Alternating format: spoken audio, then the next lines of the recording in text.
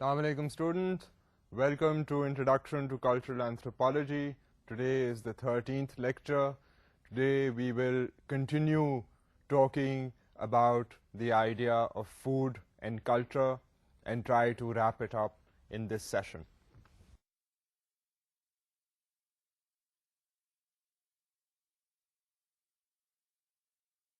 Now, obtaining food in different cultures is something that we have begun talking about, as you will recall from the last lecture.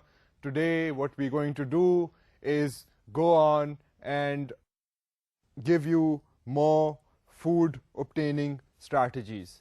The major food obtaining strategies that we had briefly mentioned before are going to be now looked at in much greater detail. Now, the first of these is that of horticulture.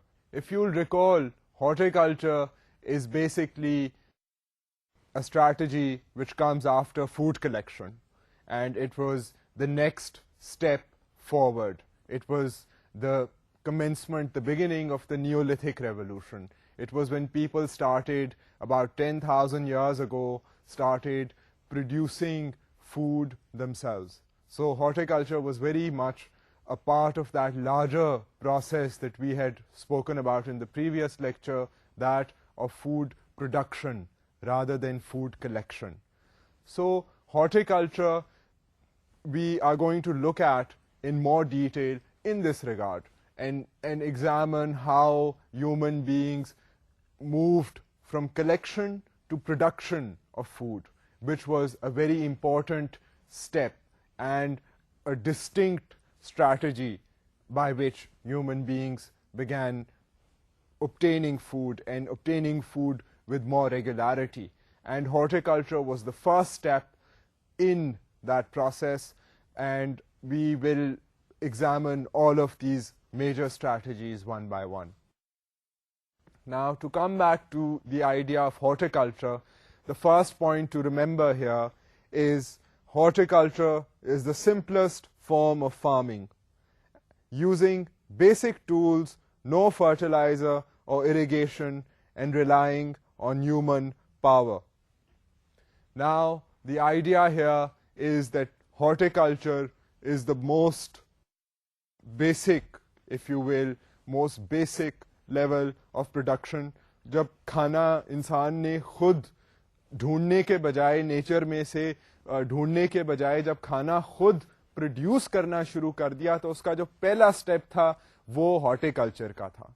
Horticulture में ये था कि क्योंकि ये इतना basic level था, हम 10,000 साल पहले की बात कर रहे हैं, तो उस वक्त जो फूड प्रोड्यूस करने की जो इंसान की सलाहियत थी वो उस वक्त बहुत डेवलपमेंट बेसिक फेज पर वो सलाहियत थी. तो इसलिए इंसान जो था वो पावर, अपनी ही पावर, जो इंसानी पावर थी, उसको यूज करते हुए फूड प्रोड्यूस करता था. स्मॉल प्लॉट्स ऑफ लैंड पे काश्त की जाती थी और बेसिक किस्म के टूल्स वगैरह इस्तेमाल होते थे, और बेसिकली वो जो उसकी फिर यील्ड भी थी वो भी हम्बल ही यील्ड होती थी हॉर्टिकल्चर की. So this is the first point two remember regarding horticulture. इसका जो दूसरा पॉइंट है, अब मैं उसकी तरफ चलता हूँ. हॉर्टिकल्चर में ये है कि horticulture uses shifting cultivation techniques, also referred to as slash and burn or swidden cultivation. Now, ये जो मैंने आपको दो मेजर पॉइंट दिए हैं हॉर्टिकल्चर के, अब हम इन दोनों को ज़रा इनकी थोड़ी सी वजाहत मैं कर देता हूँ मज़ीद. एक तो ये है कि आप ये देखें कि ये प्रोसेस जो है हॉर्टिकल्चर का अभी तक मौजूद है, दुनिया में प्रैक्टिस होता है. सर्कमस्टांसेस की वजह से, लैक ऑफ टेक्नोलॉजी की वजह से, due to lack of economic power, अभी भी आपको दुनिया के कई इलाकों में हॉर्टिकल्चरिस्ट जो हैं वो बड़ी आसानी से मिल जाएंगे. मगर इसकी जो डिस्टिंक्ट चीज़ें थी, अगर आप इसको हिस्टोरिकल पर्सपेक्टिव से देखें, तो जिस तरह पहले कहा है कि जी बड़ा बेसिक इसमें टूल्स का इस्तेमाल था. इंसान जो था तब टेक्नोलॉजिकल, उस वक्त तो सलाहियत ही नहीं थी टेक्नोलॉजिकल इतनी. तो ये आइडिया जो था कि जी नहरें हैं, नहरों को इरिगेशन सिस्टम में पानी को جن نیچرلس کا کورس ہے اس کو چینلائز کر کے ایک علاقے میں لانا یا پھر فرٹیلائزر اور پیسٹیسائڈ کا استعمال کرنا, these were not things used by these horticulturists, particularly the initial horticulturists, if you look about 10,000 years ago into our past. So ایک تو یہ چیز تھی. دوسری جو میں نے آپ سے وہ سلیش اینڈ برن ٹیکنیک کی بات کی ہے, جو دوسرا پوائنٹ تھا, وہ سلیش اینڈ برن ٹیکنیک جو ہے وہ ایک, میں اس کی تھوڑی سی اور وضاحت کروں گا, بٹ یہ ایک بیسک ٹیکنیک تھی کہ وہ سلیش لٹرلی جو اگر کوئی وہاں پر فارسٹ ایریا تھا یا کچھ تھا اس کو سلیش کرتے تھے, برن کر دیتے تھے اور وہ کلیئر ہو جاتی تھی field. So that was the process by which these people cleared fields and grow their own crops there. Now, basically the horticultural crops that were largely grown by these horticulturalists, we will try and examine some of the crops and the crop patterns of these horticulturalists. ایک تو یہ بات ہے کہ crops grown by horticulturalists can be divided into 3 categories: tree crops, seed crops and root crops. اب اس میں 3 قسم کی کیٹیگریز ہیں horticulturalists کی, جو وہ seeds, جس قسم کی سیڈز کو وہ استعمال کرتے تھے. ایک تو وہ سیڈ استعمال کرتے تھے کراپس کے لیے, ایک استعمال کرتے تھے درخت اگانے کے لیے, اور تیسری قسم کی جو کلٹیویشن وہ کرتے تھے وہ انڈر گراؤنڈ جو کراپس اگتی ہیں, مثال کے طور پہ مولی ہو گئی. اب یہ مولی آپ کو پتا ہے کہ زمین کے اندر اگتی ہے, زمین کی سطح کے نیچے اگتی ہے. سو یہ ان تینوں قسم کی جو سیڈز تھیں اور ان کی جو کلٹیویشن کا جو مختلف طریقہ ہے, یہ ہارٹیکلچرلسٹ جو تھے یہ ڈسکور کر چکے تھے. They head observed nature closely enough to know how to grow all 3 types of these things. I mean, they could grow vegetables under the ground, they could grow trees. اب جس طرح کھجور کا درخت ہے یا باقی جو فروٹس وغیرہ, کینو آپ لے لیں, موسمی لے لیں, کیلا لے لیں, all these things grow in trees. So ان کی بھی کاشت وہ کر لیتے تھے. اینڈ پھر جو کراپس جو گراؤنڈ لیول پہ جو کراپس تھیں ان کی بھی سیڈز وغیرہ, انہوں نے کہیں گندم کو اگتے ہوئے دیکھا, اس طرح کی انہوں نے اس کی سیڈز وغیرہ جو تھیں ان کو اس کی بھی سمجھ تھی کہ جی یہ اس طرح کلٹیویٹ کریں گے تو پھر we will be able to harvest wheat. So this was the first thing to sort of notice regarding horticultural crops. Now common, I'm just going to go on and give you some common crops specifically mentioned here. The first common tree crop that I had mentioned included things like bananas, figs, dates and coconuts. یہ میں نے آپ کو اس کی پہلے بھی تھوڑی سی وضاحت کر دی ہے کہ اب وہ جو ٹری کراپس جو ہوتی تھیں وہ ٹری کراپس ابھی بھی ہیں. وہ بیسکلی مطلب جو درخت کے اوپر جو فروٹ وغیرہ اگتا تھا اس کی یہ مثال ہے کہ جی اس میں ایک تو میں نے ذکر کر دیا تھا کہ ڈیٹس, فگز بھی جو ہیں وہ بھی اگتے ہیں, کوکونٹ ناریل جس کو کہتے ہیں وہ بھی درختوں میں اگتا ہے, اور کئی سے فروٹس ہیں ایز وی نو, یہاں ہمارے علاقوں میں تو آم ہیں درخت پہ اگتے ہیں. سو ٹری کراپس جو ہیں وہ ایک سبسٹینشیل سیریس فوڈ سورس ہیں. Mango is a very nutritious fruit. You know, it's high in fructose and provides a lot of energy. So essentially these were important, these tree crops were important for the horticulturists. Now the next thing that had been mentioned vis-a-vis crops, the next important thing is that major seed crops are high in protein. اب یہ اس میں مثال دی گئی ہے certain seed crops کی, مثال کے طور پہ wheat, barley, رائس ہو گیا, ملٹ ہو گئی, اوٹس ہو گیا, سوگرام ہو گیا. یہ ساری جو سیڈ کراپس ہیں یہ اس لیے وائٹل ہیں کیونکہ یہ بہت ان میں ہائی انرجی کانٹینٹ ہے. سو یہ انسان کی نرشمنٹ کے لیے these crops were considered to be very important. Now major another thing to know about the crops that horticulturists grew, and particularly the major root crops, because پہلے ہم نے بات کی ٹری کراپس کی, پھر سیڈ کراپس کی, اب جو روٹ کراپس یعنی کہ جو زمین کی سطح کے نیچے جو کراپس اگتی ہیں ان کے یہ فائدے ہیں کہ major root crops high in starch and carbohydrates. اب اس میں جو انڈر گراؤنڈ جو زمین کی سطح کے نیچے کراپس اگتی ہیں ان میں جس طرح کے یہ یامز ہو گئے, سویٹ پوٹیٹوز, آلو, نارمل جو آلو ہے, یا کیرٹس ہو گئیں. اب یہ بھی بہت نیوٹریشس کراپس ہیں, پرٹیکولرلی جو ایک کامن آلو جو ہے اس میں جو اسٹارچ کا کانٹینٹ ہے اور جو کاربوہائیڈریٹس ہیں اس میں وہ اس میں بہت زیادہ ہوتی ہیں. And from a biological perspective carbohydrates provide instant energy.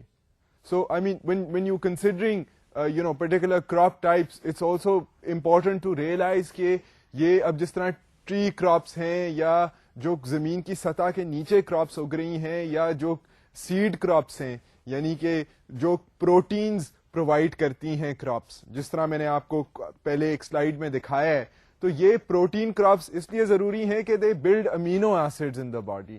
مطلب ہماری جو مسلز وغیرہ ہیں, انجری ہو جائے اس میں یہ جو کھانے سے نیوٹریشن حاصل ہوتی ہے, دس الاؤز اس ٹو ریکوپریٹ.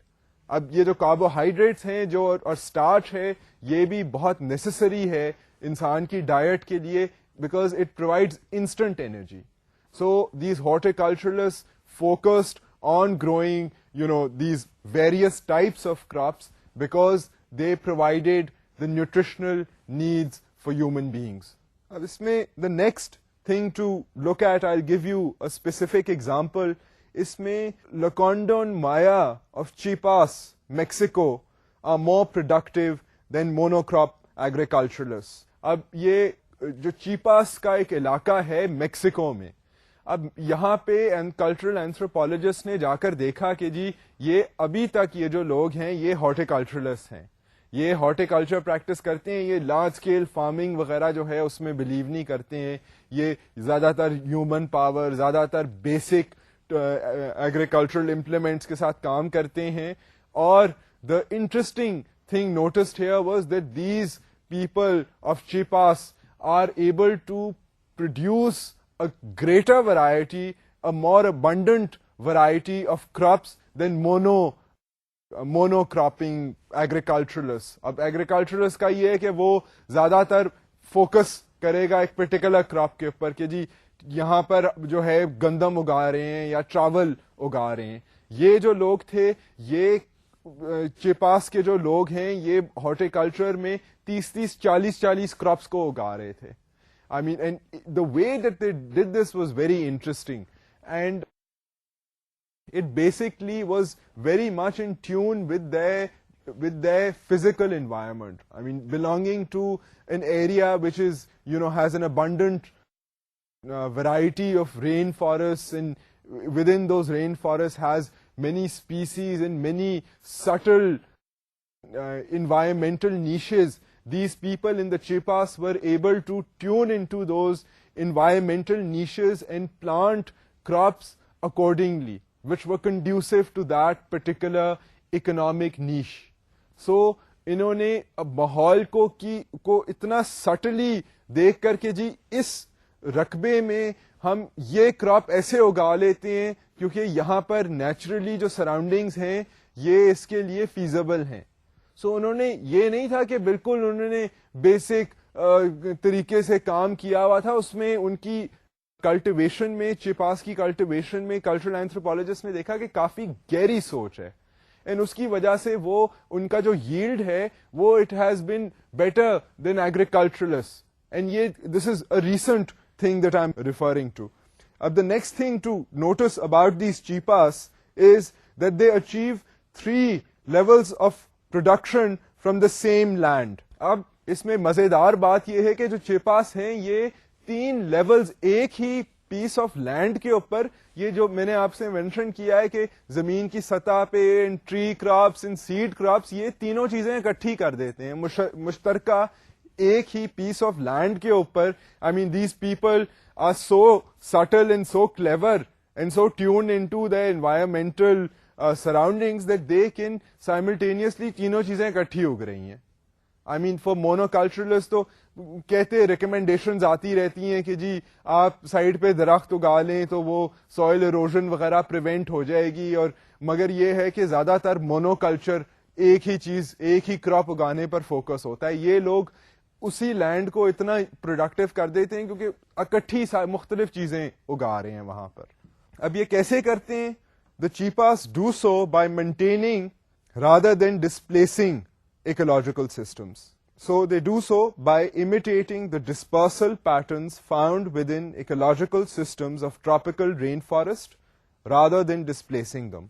اب اس میں کہنے کا یہ مطلب ہے کہ یہ جو ان کی آپ سمجھ لیں سکسیس کا جو راز ہے وہ یہ ہے کہ یہ جو ایکولوجیکل پیٹرن جس طرح کہ میں نے ذکر کیا ہے ابھی کہ رین فارسٹ کا بہت سٹل پیٹرن ایکولوجیکل پیٹرن ہوتا ہے. وہاں پر ابھی بھی the Amazon forest for example in South America has mind boggling variety of living species of different types of species. I mean, ranging from butterflies to mammals, primates. I mean, they مختلف قسم کے جانور, مختلف قسم کے درخت وہاں پر ایمیزونز وغیرہ میں پائے جاتے ہیں. ٹراپیکل فارسٹ جو ہیں کیونکہ وہاں پر بارش اکثر ہوتی رہتی ہے اور لش فارسٹ ہوتے ہیں اور اس میں بہت ورائٹی ہوتی ہے. سو وہ انوائرمنٹل سرکمسٹانسز جو ہوتے ہیں وہ ٹراپیکل فارسٹ کے بہت کمپلیکس ہوتے ہیں if one looks at it from that ecological angle. سو اب یہ جو چیپاس کے لوگ ہیں they are able to tune in, to realize, to be sensitive enough to these ecological sort of circumstances, opportunities کہہ لیں یا niches کہہ لیں, اور وہ اس کے مطابق وہ یہ کرتے ہیں کہ یہ نہیں کرتے کہ جی یہ تو علاقہ ہے یہاں پر تو ہمیں ویسے تو علاقے کے مطابق ہمیں مشرومز اگانی چاہیے مگر نہیں جی ہم نے تو یہاں پر چاول اگانا ہے. وہ اس طرح نہیں کرتے تھے, زبردستی نہیں کی جاتی تھی وہاں پر یہ تھا کہ جو چیپاس ابھی بھی ہیں وہ ایکولوجیکلی سینسٹیو ہیں, وہ دیکھتے ہیں کہ جی ہمارا ماحول جو ہے ہم اس کے مطابق جو یہاں کا ایکولوجیکل پیٹرن ہے اس کے مطابق ہم رہیں, اس کے مطابق ہم کلٹیویشن کریں. And they are so clever that they can do this kind of cultivation and achieve three levels, those 3 levels that I had mentioned to you, they are able to achieve those 3 levels simultaneously. Now, I will put before you this technique that I had mentioned earlier, the slash and burn technique, which is a common technique that the agricultural or the horticulturalists have been using in the past and they still use.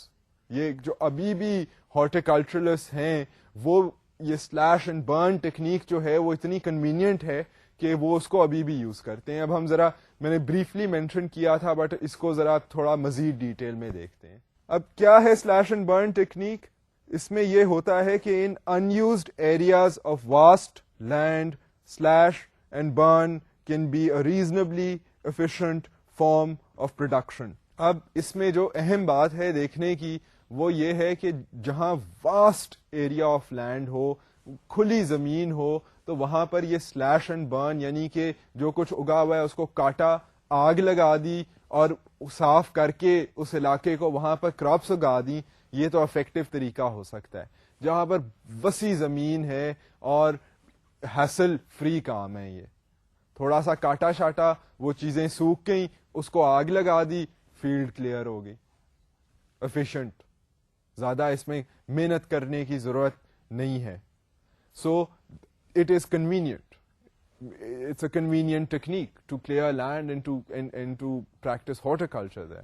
اب اس میں another interesting thing is that ash fertilized soil must lie fallow to restore fertility. اب اس کے لیے مجھے تھوڑی سی back ground دینی پڑے گی اس پوائنٹ کے لیے. وہ یہ ہے کہ جب یہ سلیش اینڈ برن کرتے ہیں تو مزیدار چیز یہ ہے کہ جب تھوڑا سا وہاں پر جو چیز اگ رہی ہے اس کو کاٹ دیا تو وہ دھوپ کی وجہ سے وہ چیز سوکھ جائے گی. اس کو لگا دی آگ, جب آگ لگائی تو وہ ایریا جو ہے وہ ہو جائے گا ظاہر ہے کلیئر, اور وہاں پر کیونکہ کاشت کرنے کے لیے آپ کو کلیئر ایریا تو چاہیے. تو اب پہلے کہ وہ اس ساری چیزوں کو اپروٹ کریں ون بائی ون, یہ کرتے ہیں جلدی سے وہاں سے کاٹ شاٹ کے پھر جو چھوٹی موٹی چیزیں رہ جاتی ہیں وہ اس کو آگ لگا دی تو ساری ایش بن جاتی ہے. And then it is much easy, much more easy to plant crops there. اب the interesting thing is that جو ایش ہوتی ہے وہ مختلف جو جڑی بوٹیاں وغیرہ وہاں پر پودے شودے وائلڈ ویجیٹیشن اگی ہوئی ہے, اس کو جب وہ جلا دیتے ہیں اس کی جو ایش بنتی ہے وہ نیچرل فرٹیلائزر ہے. مگر اس میں پرابلم یہ جو میں نے آپ کو پوائنٹ پڑھ کے بتایا ہے کہ فرٹیلائزڈ ایش جو ہے ہیز ٹو لائی فیلو, اس کا یہ مطلب ہے کہ جب یہ ٹیکنیک یوز ہوتی ہے تو اس میں یہ نہیں ہو سکتا کہ جی آپ کراپ اگائی پھر کاٹا پھر آپ نے کراپ اگائی, مطلب اس میں اتنا ریپڈلی کراپس نہیں اگ سکتی ہیں. That's why slash and burn technique جو ہارٹیکلچرلسٹ یوز کرتے ہیں اس کی وجہ سے they have to be shifting from one area to another. اب آپ خود سوچ لیں کہ وائلڈ ویجیٹیشن کو اگنے میں کتنی دیر لگتی ہے. سو اب جب وائلڈ ویجیٹیشن اگے گی اسے کاٹیں گے جلا دیں گے وہ فرٹیلائزڈ ایش بن جائے گی, وہاں پہ پھر اپنی انہوں نے کراپس گرو کر لی, تو کراپس گرو کرنے کے بعد that area has to lie vacant, اس کو فیلو خالی چھوڑنا پڑتا ہے اور پھر اس کی آہستہ آہستہ فرٹیلٹی جو ہے وہ ریسٹور ہو جاتی ہے. اگر وہ انٹینسولی پھر اس کو کاٹ کر پھر جلا کر پھر اگر کوشش کریں کہ جی ہم ایک ہی پیس آف لینڈ سے بار بار کاشت ہم وہاں پر کریں گے تو وہ علاقہ جو ہے وہ بنجر ہو جائے گا, اس کی فرٹیلٹی زمین کی ختم ہو جائے گی. So that is why horticulturalists don't hold on to the idea of one piece of land, they keep shifting the cultivation. اب یہ میں نے پوائنٹس پہلے ساری باتیں کی ہوئی ہیں بٹ اب میں نے ان کی ایک تسلسل میں وضاحت کر دی ہے. And I hope now you will be able to recall from the previous conversations regarding horticulturalists being shifting, following a shifting pattern of production to realize why they have to do that.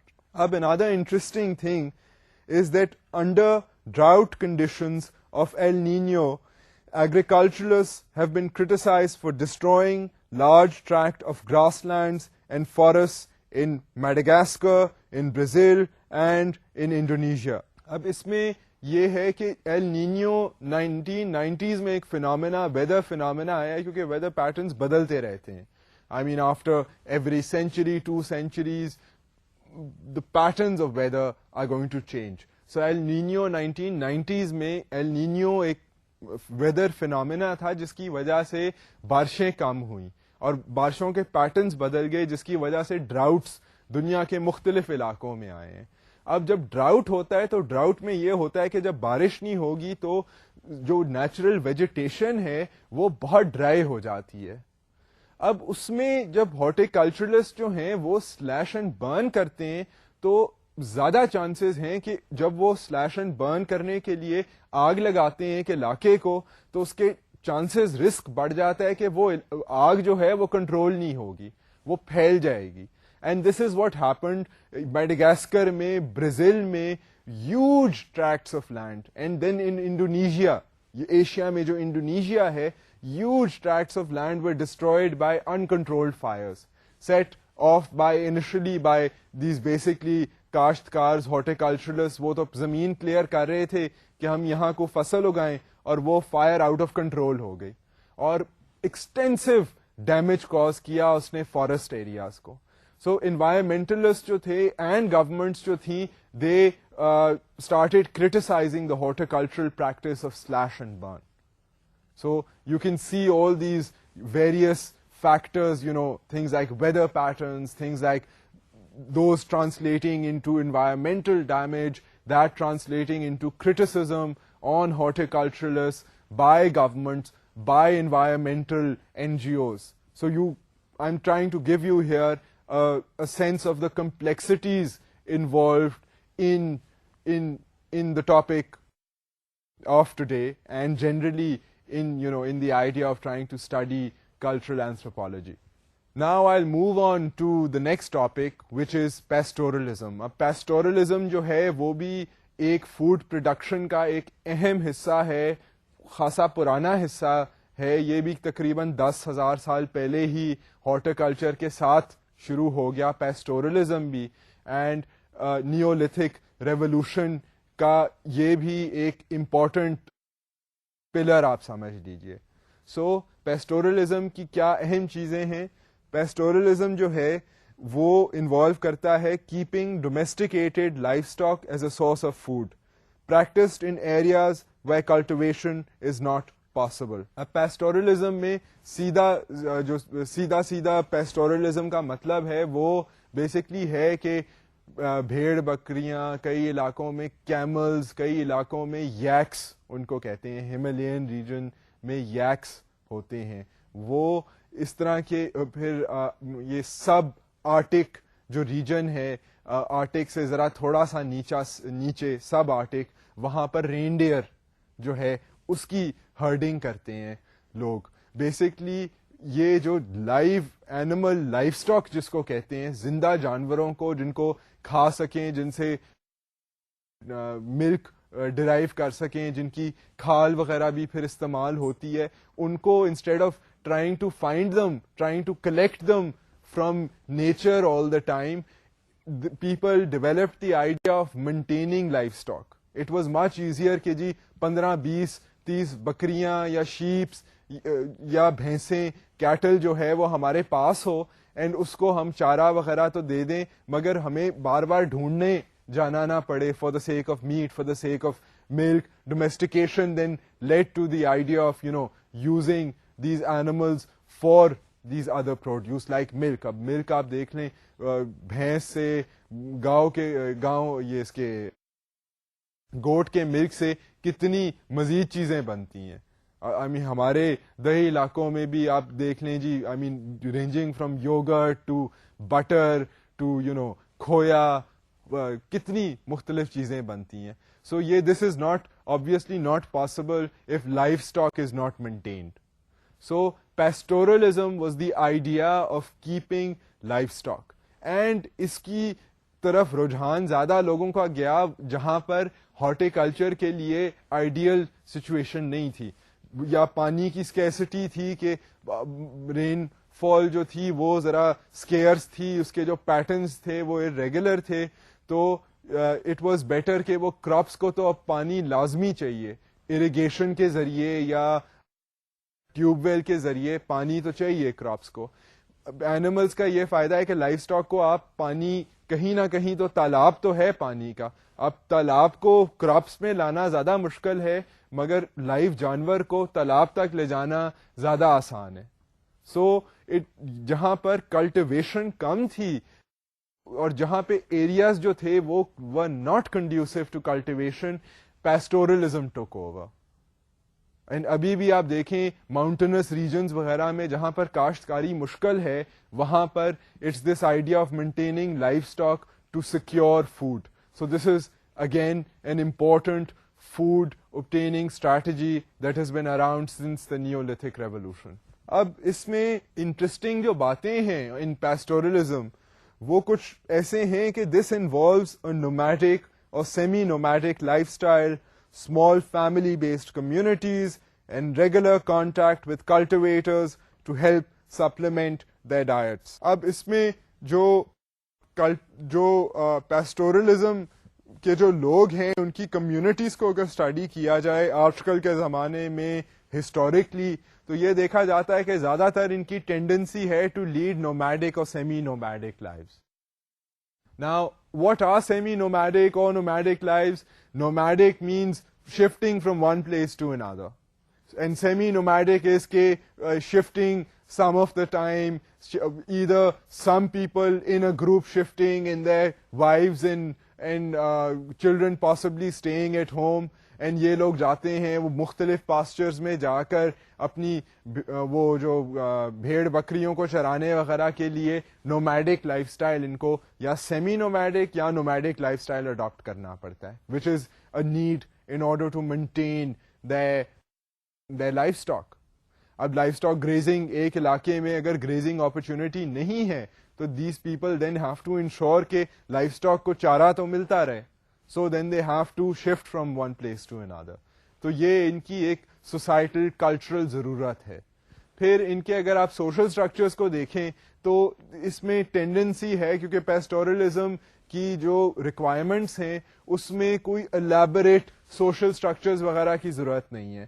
I mean these people are mostly concerned with having to maintain this particular herd of animals, and their need to do this doesn't require elaborate social structures. They can do this very easily in fairly flexible small groups and do that effectively. So their compulsion is not to have these elaborate social structures. So you can now see, I mean, pastoralism therefore is not only about the preference to maintain livestock. It is, this preference is determined by ecological environmental considerations, by the idea that in particular areas they are not conducive to the idea of cultivation. وہاں پر کاشتکاری مناسب نہیں ہے.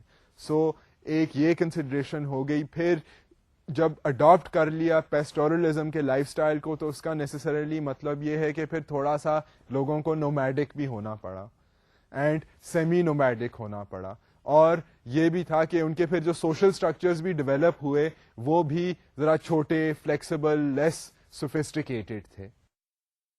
سو these are basically the things to remember. One thing, another thing that you should keep in mind is that these people, even now and even also in the past, did interact with other types of people. اب یہ ہے کہ life stock پہ صرف گزارا دودھ پہ اور مچھلی میٹ پر اور دودھ پر گزارا کرنا ہو تو سکتا ہے, مگر انسان wants variety in the diet. You want, دل کرتا ہے, بایولوجیکل ضرورت بھی ہے, نیڈ ہے to be able to have supplement the diet, to be able to get fibers, to be able to get access to wheat, to be able to get access to vegetables. So ان کا interaction جو تھا وہ ہارٹیکلچرسٹ کے ساتھ بھی تھا. تو یہ پھر pastoralism and horticulture have existed side by side also. Now I'll take you to the idea of agriculture. Agriculture is the other major food producing strategy. اب بات شروع ہوئی تھی فوڈ کلیکشن سے, وہاں سے we went to food production. پہلے ہم نے ہارٹیکلچر کا ذکر کیا, پھر ہم نے ذکر کیا پیسٹورلزم کا, اب ہم آ گئے ہیں ایگریکلچر کی طرف. تو اب ایگریکلچر میں جو پہلا پوائنٹ ہے وہ یہ ہے کہ more recent then horticulture, agriculture uses technologies like irrigation, fertilizers, mechanical equipment to produce high yield and has large populations. اب اس میں بات یہ ہے کہ ایگریکلچر میں جیسے جیسے ہارٹیکلچر کی پریکٹسز ریفائن ہوتی گئیں, زیادہ لوگوں نے کاشتکاری کرنی شروع کر دی. If you remember initially it was a problem جب فوڈ پروڈکشن, وہ انوائرمنٹل پاپولیشن پریشرز پڑے لوگوں پر, and they realized کہ جی ہمیں we cannot always depend on nature, ہمیں we'd better try to do something ourselves and try to produce food. تو initially in کا experience تھوڑا سا بیٹر بھی ہوا تھا. اس میں نیوٹریشنل ان کی جو انٹیک تھی وہ کم ہو گئی, ہیلتھ کے پرابلمس ہوئے. This is stuff that we had discussed in the previous lecture. تو وہ ان ٹیزنگ پرابلمس, ان انیشل مشکلات کے بعد آہستہ آہستہ جب people started to get a grip on the idea of being able to produce food for themselves, تو پھر ایک قسم کا یہ سیٹ پیٹرن جو بن گیا, تو وہ ایگریکلچر میں پھر اسپیشلائزیشن آ گئی. people started taking a particular piece of land and cultivating on that particular piece of land, focusing on things like monocropping. کاشت کی جو ییلڈ تھی اس کو بڑھانے پر فوکس کر دیا لوگوں نے. انہوں نے بیسکلی اس کی وجہ سے, کیونکہ جب ییلڈ اتنی بڑھ گئی تو جب کھانے پینے کا مسئلہ ہی نہیں رہا, تو people relaxed, their fertility rates increased, انہوں نے بچے پیدا زیادہ کرنے شروع کر دیے, پاپولیشنز جو تھیں وہ بڑھ گئیں.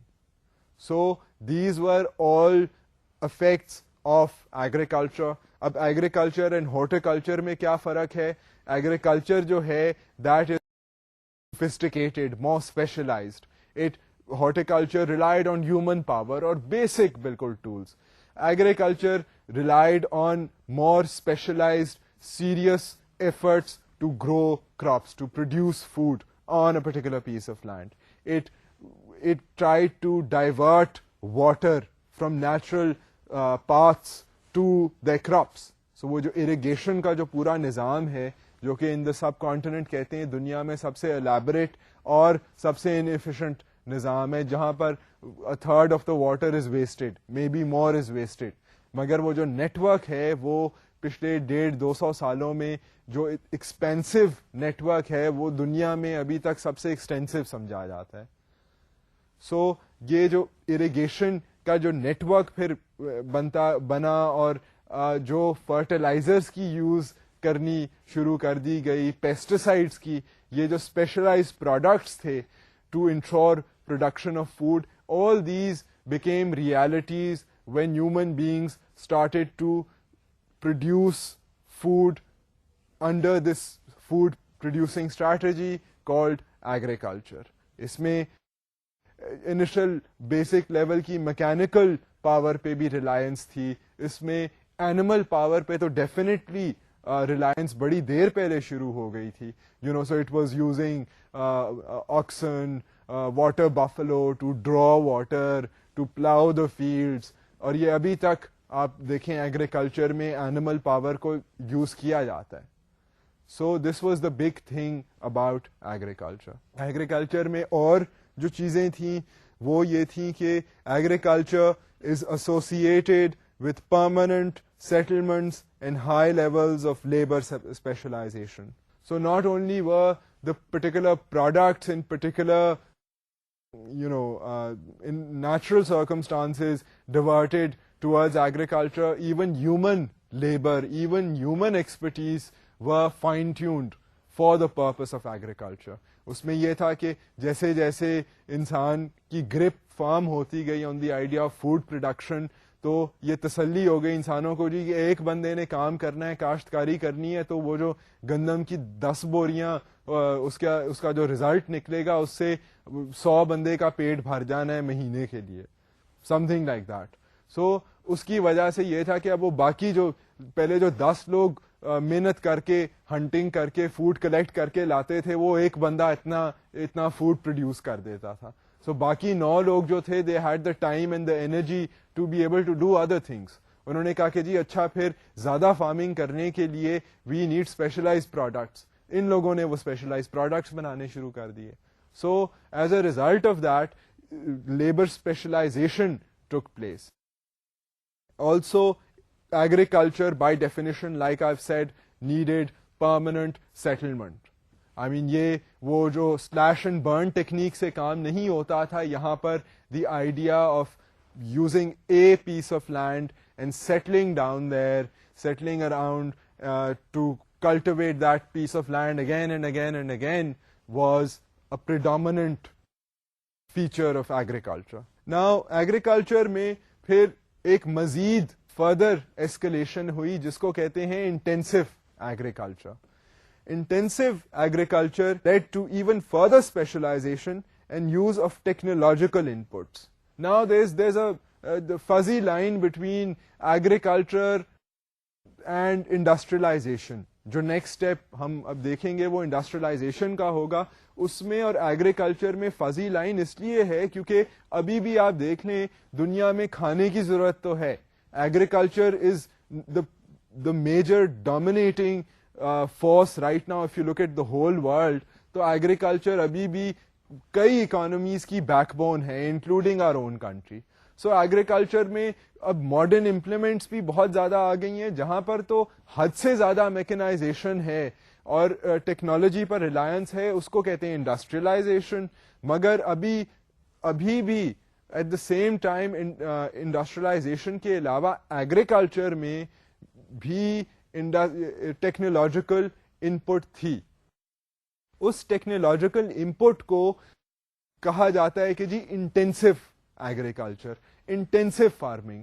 تو اس میں بھی میکینیکل پروڈکٹس جو ہیں وہ یوز ہو سکتے ہیں ایگریکلچر میں. پرٹیکولرلی اگر اس کو آپ آج کل دیکھیں تو ایگریکلچرل پروڈکٹس کا استعمال ہو رہا ہے. and that is why it's a bit of a fuzzy line between the industrialized version of food production and particularly intensive agriculture. The other thing to realize about agriculture in general is that it led to social stratification, political hierarchies, and administrative structures. اب اس میں جو ایک major sociological angle سے جو فرق پڑا ہے ایگریکلچر کا وہ یہ ہوا ہے کہ ایگریکلچر کی وجہ سے سوشل اسٹریٹیفیکیشن ڈویژنز ان سوسائٹی کہ یہ پرٹیکولر لوگ جو ہیں یہ کام کریں گے، ان کا یہ معاوضہ ہوگا، ان کی یہ زمین ہے، وہ ہیوز اینڈ ہیو ناٹس جو آپ نے ویسے بھی ٹرم سنی ہوں گی، یہ جو ساری چیزیں تھیں، یہ جو اسٹریٹیفیکیشن سوسائٹی کے جو بٹوارے ہونے شروع ہو گئے، یہ سارے ایگریکلچر کی وجہ سے جو تھے ایسکلیٹ ہو گئے یہ بٹوارے. دوسری چیز یہ ہوئی کہ جب زمین جو تھی وہ اسپیسیفک زمین ایلوکیٹڈ ہو گئی for the production of food, this became a important source of economic power as well. اس کی management became very important. So political organisation کے اسٹرکچرز سسٹمز ڈیولپ کیے گئے to be able to deal with agriculture. اب اس میں آپ بر صغیر میں دیکھ لیں جو منصبداری سسٹم ہے، مغل دور میں جو منصبداری سسٹم تھا وہ بڑا ایک الیبوریٹ ایڈمنسٹریٹو اسٹرکچر تھا which dealt with all these people who from their lands essentially provided military support to the government. They collected revenue from their lands, from the peasants of their particular lands allocated to them under the mansabdari system. So administrative structures جو تھے، government bureaucracies جو تھیں، they began to be developed as civilization progressed, کیونکہ agriculture was that fundamental step for human beings to become more civilized. So civilization, social institutions وغیرہ جو تھیں وہ یہ ایگریکلچر کی انٹروڈکشن کے ساتھ ان کا بھی آغاز ہو گیا. Now the major current food strategy and one that exists today in increasing number of countries including developing countries like our own. جس طرح میں نے آپ سے پہلے بھی مینشن کیا تھا کہ ایگریکلچر جو ہے وہ یہاں پر پاکستان جیسے ملکوں میں بھی ایگریکلچر پر بہت زور ہے، اور ہم بھی فیئرلی ٹیکنالوجیکل ٹیکنیکس یوز کر لیتے ہیں ایگریکلچر میں. یہاں پر حالانکہ غربت اتنی ہے کہ کئی لوگ تو بالکل بیسک وہ ٹریکٹر بھی نہیں افورڈ کر سکتے ہیں، مکینیکل آبجیکٹس بھی نہیں افورڈ کر سکتے ہیں، مگر ایٹ دا سیم ٹائم حکومت کی کئی ایسی بھی اسکیمز ہیں کہ hybridisation of seeds which looks at the genetic molecular structure of seeds and tries to manipulate that in order for the seed to resist pest, in order for the seed to produce a better yield. These kinds of experiments also go on. So there is a mix in developing countries, but in the most developed countries the level of mechanization has gone to a stage where essentially technology is the major mode by which food production is secured. That process is referred to as industrialization, and that is the industrialization of food production, and this is the last strategy that we'll be looking at today. Since several centuries, people have used industrialized food getting strategies. There is increasing amounts of mechanical power available for this purpose. Like I was saying before کہ یہ جو industrialisation کا process ہے this has been running parallel to the idea of industrialization in general. Industrialization کا جو factories and جو technology کی use جو ہے یہ ایک پروسیس جو ہے یہ چند صدیوں سے انٹروڈیوس ہو چکا ہے، اور اس میں انکریزنگ ریلائنس ہے آن ٹیکنالوجی، آن میکنائزیشن. تو سائملٹینیسلی جیسے کہ industries and growth of industries ہوئی, ایگریکلچر میں بھی use of industrialisation and use of technology has been increasing. So یہ جو پروسیس ہے انڈسٹریلائزیشن میں, انڈسٹریلائزیشن کو یوز کرتے ہوئے, انکارپوریٹ کرتے ہوئے into food production is known as the industrialization of food production. So essentially this idea of the increasing use of mechanical, technological tools, techniques in food production is referred to as industrialization. I mean, industrialization has existed has impacted life in other ways also, but in the last few centuries, agriculture has also seen an important influence of industrialization, and it has seriously affected the way that people produce food. Industrialization also uses a mobile labor force and a complex system of markets. Now, also simultaneously with the idea of using technology to produce food, under industrialization, since industrialization has been occurring on other fronts as well, for the production and distribution systems that have been influenced by the idea of industrialization, that all these other systems in turn have an effect on agriculture as well, on the production of food as well. So what I'm trying to say is industrialization, for example, has provided easier access to transportation.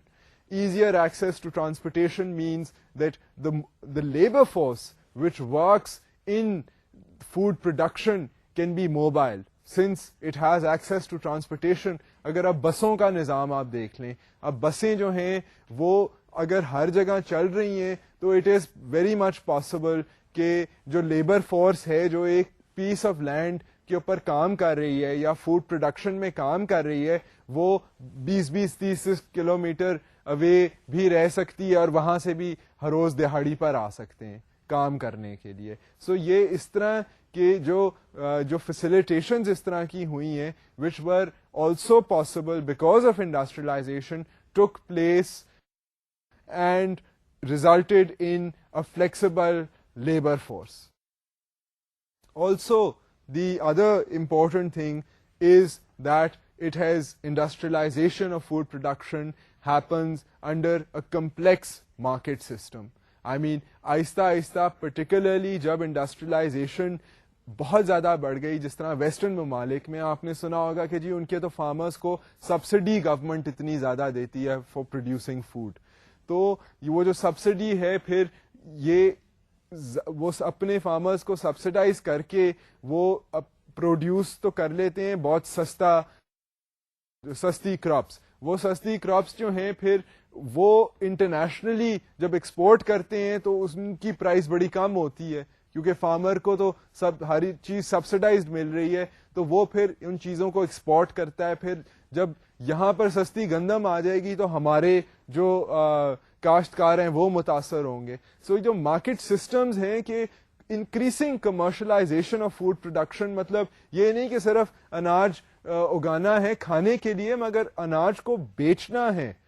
Increasing commercialization of agriculture became possible and is now a fact and a reality currently, and this is all due to the industrialization of food production. اب یہ جو mechanisms ہیں WTO وغیرہ کے, اس میں hated debate ہوتا ہے, and because market mechanisms اب ایکسٹریملی کمپلیکس ہو گئے. So these are now very tricky technical issues. Biotechnology is another important thing, a part of industrialization of food. Biotechnology provides a current example of industrialized food getting, as does laser leveling or use of GPS transmitters on grain harvesters. اب اس میں یہ میں نے آپ کو 2-3 مثالیں دی ہیں کہ جی اب ٹیکنالوجی اتنی ایڈوانس کر دی ہے کہ گرین ہارویسٹر جو ہے اس کے اوپر GPS سسٹم لگا کر انڈسٹریلائز کنٹریز یہ دیکھ لیتی ہیں کہ پرٹیکولر ایریا آف لینڈ میں ہارویسٹر اس وقت ایگزیکٹلی کمپیوٹر پر آ جاتا ہے کہ وہ کہاں پر ہے. सो कौन से एरिया हार्वेस्ट हो गया है precisely, I mean laser levelling हो जाती है इलाकों की. ये बायोटेक्नोलॉजी जो हाइब्रिडाइजेशन ऑफ सीड है, this is possible because of industrialisation. Now because of this high technological input, there are some negative effects. Environmental costs resulting from exceeding carrying capacity of land. If you remember, this is the sort of the last point that we will talk about today. It's that idea of carrying capacity. अब जब इतनी ज़्यादा technology use होती है तो वो जो उसका ज़मीन के ऊपर जो उसका environmental कॉस्ट है वो एक्सीडिंगली हाई हो रहा है, एंड उसकी वजह से इन्वायरमेंटल डिबैकल्स हुए हैं, water logging, salinity, pollution of river veg. ये all these have taken place unfortunately because of human beings exceeding the carrying capacity of given lands. So you can now see that the production of food is a complex and a complicated but extremely crucial matter. Having explored these issues, I will now wrap up this session of looking at food production from a cultural anthropological perspective. I'll ask you people to think about these issues, and I look forward to us talking on another topic in the next lecture. Khuda Hafiz.